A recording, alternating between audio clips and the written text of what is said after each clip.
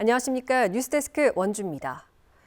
윤석열 대통령의 탄핵 심판 선고가 바로 내일로 다가오면서 파면을 촉구하는 목소리는 더욱 간절하고 거세지고 있습니다. 도내 곳곳에서 막바지 집회와 기자회견이 열려 헌법재판소의 만장일치 인용을 촉구했습니다. 이병선 기자입니다. 윤석열 대통령의 탄핵 소추안 발의로부터 111일, 탄핵 심판의 최종 변론이 끝난 지 38일 만에 그 결과가 눈앞에 다가왔습니다. 빗발이 날리는 싸늘한 날씨에도 불구하고 파면을 촉구하는 시민들의 목소리는 우렁찹니다. 만장일치로 파면하라! 시민들은 헌재가 주어진 책임을 다하지 않는다면 또다시 불안과 분노로 가득하게 될 것이라며 앞선 세대가 피로 일군 민주주의를 지키고 비극적인 역사를 되풀이하지 않기 위해 공정한 판단을 내려달라고 헌법재판소에 당부했습니다. 힘없는 국민들에게는 엄격한 법 적용을, 권력을 가진 자들에게는 관대한 판결을 내린다면 이것이야말로 정의의 붕괴일 것입니다. 또 공정과 상식이라는 아름다운 말을 내세우며 당선된 윤 대통령이 법기술을 이용해 자신의 잘못을 회피하고자 하는 것을 이대로 지나쳐서는 안 된다며 오늘을 기억해야 한다고 강조했습니다. 당부드리겠습니다. 12.3 계엄 선포, 12.7 탄핵 잊지 맙시다. 우리 기억합시다. 강원도청 앞에서는 윤 대통령의 만장일치 파면 선고를 촉구하는 기자회견이 열렸습니다. 내란이라는 초유의 범죄를 저지른 윤 대통령에게 파면 이외의 다른 결과는 있을 수 없다며 법조인과 헌법학자는 물론 국민 절대 다수가 확신하는 바대로 헌재 결론은 전원일치 파면일 것이라고 주장했습니다.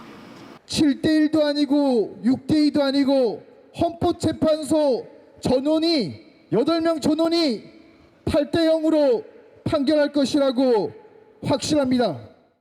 선고를 하루 앞둔 오늘 저녁에도 원주와 춘천, 홍천에서 탄핵 촉구 집회가, 강릉 등 8개 지역에서 파면 촉구 집중 선전전이 펼쳐졌습니다.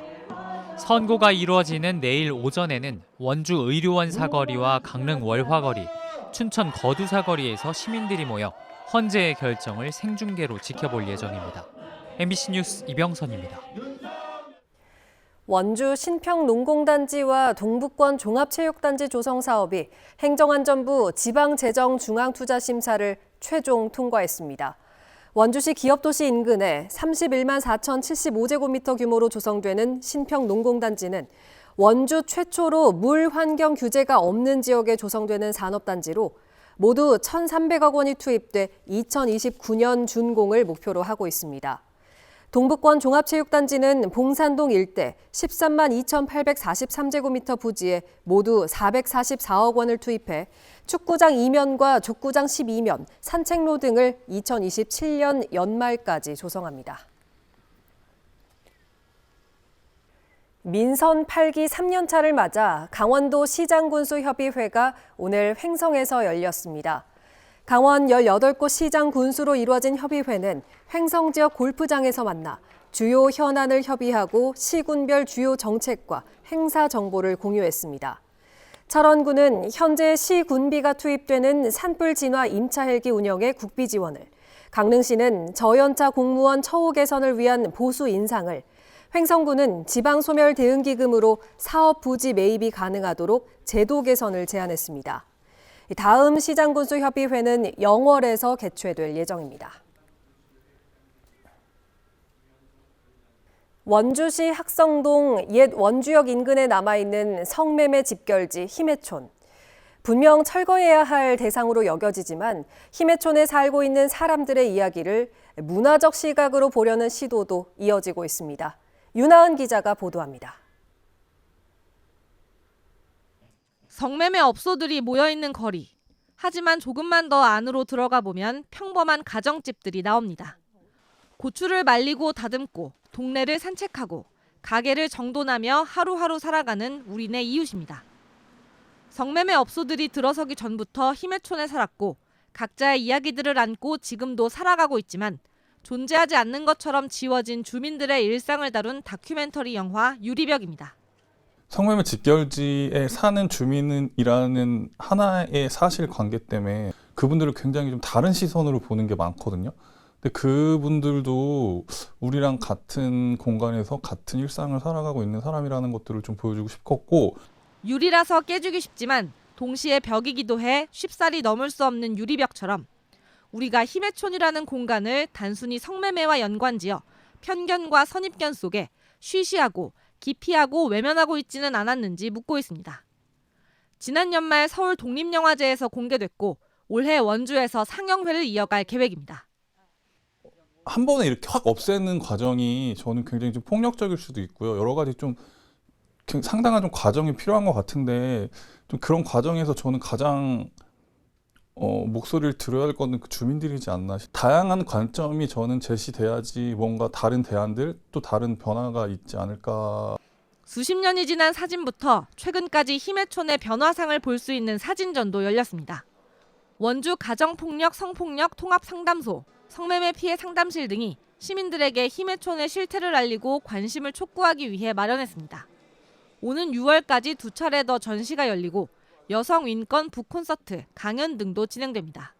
우리 원주의 한 부분이거든요. 그래서 이 성매매 직결지인 힘의촌이 사실은 여성인권 착취의 그 가장 대표적인 곳이에요. 그래서 이것들을 폐쇄하는 데 있어서 우리 시민들도 마음을 좀 같이 해주신다는 마음으로 참여해 주시면 좋을 것 같습니다.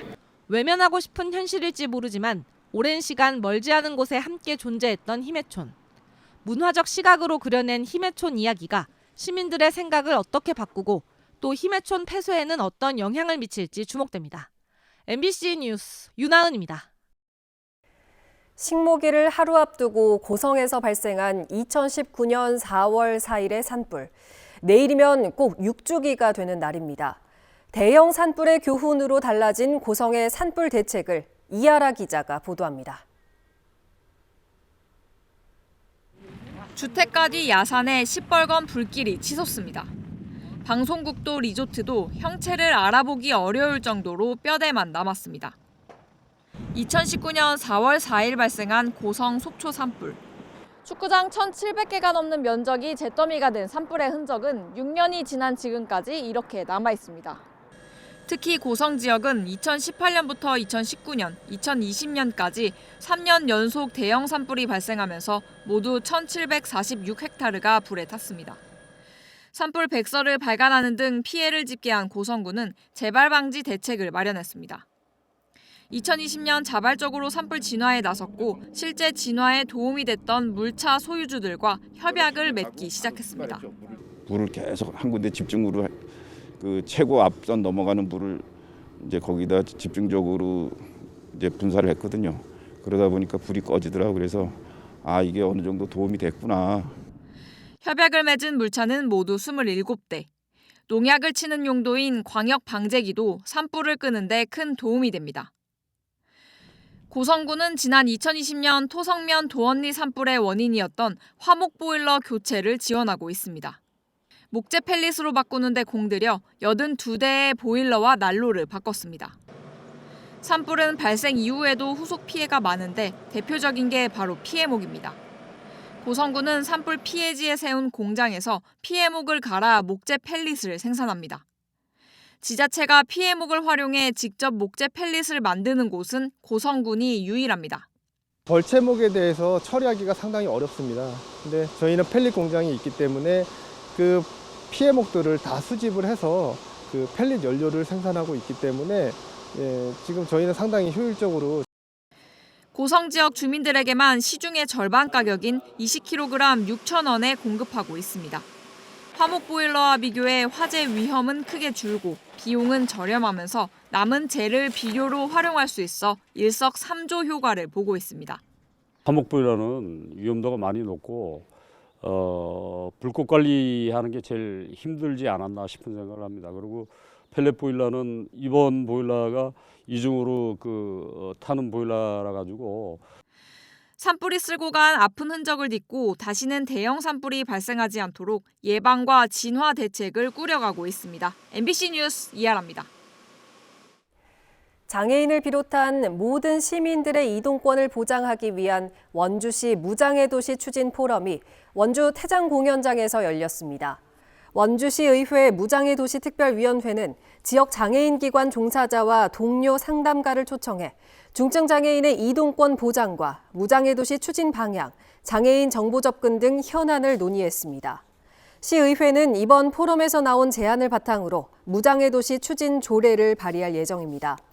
무장애 도시 추진은 지난 2021년 원주 지역 장애인 기관들이 시작했으며 2023년 6월 시의회 무장애 도시 특위가 발족돼 오는 6월까지 한시적으로 운영됩니다. 강원도 교육청이 원주 금융회계고 졸업생의 취업과 정주 기반 조성을 위한 컨소시엄을 구성했습니다. 금융회계고와 원주권 대학, 공공기관, 금융기관, 기업체 등 24개 기관은 금융회계고 학생의 취업과 성장, 정주를 위한 행정, 재정적 지원과 교육 환경 개선 등을 위한 업무 협약을 체결했습니다. 또 교육부 차원에서 최대 45억 원이 지원되는 협약형 특성화고로 선정될 수 있도록 지원한다는 계획입니다. 배드민턴과 탁구, 테니스를 결합한 라켓 스포츠인 피클볼 전국대회가 원주 오크밸리 리조트에서 개막했습니다. 전국에서 300여 명의 선수들이 참가한 가운데 오는 6일까지 남자, 여자, 혼합 복식 등 24개 종목에서 토너먼트 방식으로 경기를 치릅니다. 피클볼은 규칙이 간단하고 부상 위험이 적은 남녀노소 모두 즐길 수 있는 생활체육으로 최근 국내외에서 동호인들이 증가하고 있으며 오크밸리 리조트는 국내 최대 규모의 전용 구장을 조성했습니다. 영월군이 오는 5일 절기 한식을 맞아 장릉에서 단종 제례를 지냅니다. 최명서 영월군수와 선주헌 영월군의회 의장, 이상재 단종제례 보존회장이 각각 초헌관과 아헌관, 종헌관을 맡아 진행하고 정자각에서 제를 올린 뒤 장판옥에서 충신위와 조사위 등 268인에 대한 충신 제향도 함께 지냅니다. 단종제례는 강원특별자치도 무형문화유산으로 숙종 24년인 1698년부터 매년 한식의 장릉에서 거행됩니다. 의대생 단체인 대한의과대학 의학전문대학원 학생협의회가 자체 설문조사 결과를 근거로 의대생들의 실제 수업 참가율이 3.87%에 불과하다고 주장했습니다. 의대협은 전국 40개 의대 중 먼저 자료가 취합된 15개 의대 재학생 6,500명 중 실제 수업에 참여하고 있거나 참여 예정인 학생은 250명에 그쳤다면서 수업 거부를 통한 투쟁을 이어가겠다는 방침을 밝혔습니다. 앞서 연세대 원주의대는 학생들이 대부분 수업에 참가하고 있다고 밝혔지만 이번 조사에서는 참가율이 3.79%에 불과한 것으로 집계됐습니다. 횡성군 안흥면과 평창군 박림면을 잇는 국도 42호선 문제터널이 양방향 2차로에서 1개 차로씩 부분 통제됐습니다. 원주지방국토관리청은 터널 조명 등 교체를 위해 오는 5월 9일까지 국도 42호선 문제터널 양방향 1개 차로씩 통행을 제한합니다. 다만 불편을 줄이기 위해 주말이나 출퇴근 시간에는 통행 제한을 하지 않습니다. 같은 이유로 홍천군 홍천읍 국도 5호선 산마치 터널도 5월 9일까지 부분적으로 통제됩니다. 평창군이 한우와 한돈 등 지역 축산업과 관련한 실효성 있는 정책을 수립하기 위해 관내 가축 사육 현황에 대한 전수조사를 실시합니다. 한우와 유구, 젖소, 돼지, 닭, 오리 등 주요 가축과 기타 가축 21종을 대상으로 국가농식품 통계 서비스를 활용해 전년도 데이터와 비교 분석할 예정입니다. 사육 두수 변동폭이 큰 농가에 대해서는 재조사를 통해 통계의 정확성을 높이고 이를 기반으로 지역에 맞는 맞춤형 축산 정책 개발에 나선다는 계획입니다. 지금까지 뉴스데스크 원주였습니다.